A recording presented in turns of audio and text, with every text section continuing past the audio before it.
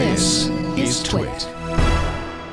Facebook claims that improving the product is the sole purpose of all of this stuff, and that's kind of their fig leaf in all of this, because they're not really getting genuine informed consent. They basically have this privacy user policy that everybody agrees to when they sign up for Facebook, which hardly anybody reads, and those who do read it barely remember it, probably.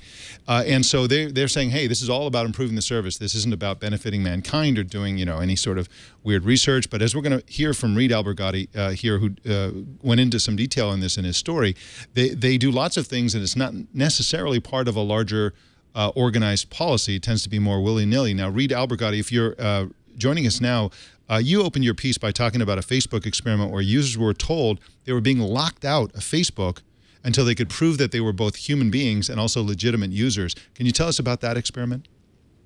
Well, again, that experiment was designed to improve the Facebook product. They have these anti-fraud measures, and sometimes real people, legitimate users, are caught up in the anti-fraud measures. So what Facebook was doing here, they wanted to see how people reacted to this when a real legitimate user gets knocked off the service. All those people were ultimately let back in, but some of them had to actually send in government IDs to Facebook. And I just thought this was a fascinating look. This research was never studied. It was never talked about publicly, but I think it's an example of the kind of stuff that happens every day within Facebook, and data scientists are working on these types of projects.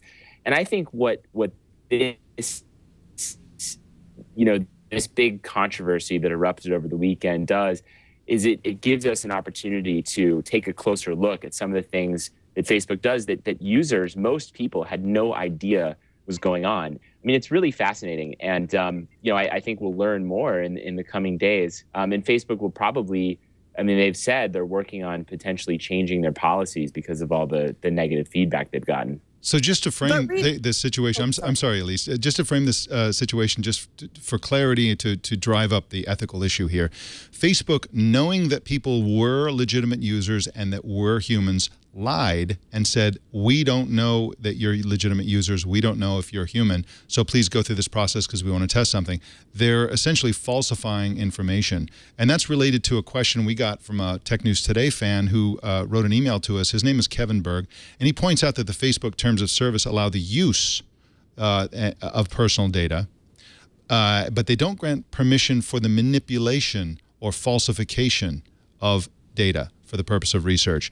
And he asked if those are two different things. So are these ethical issues the sort of either the manipulation of data as opposed to the mere use of data, and also the kind of falsification or the putting up a false front for the purpose of this research? Is there an ethical line to be drawn there, Reed?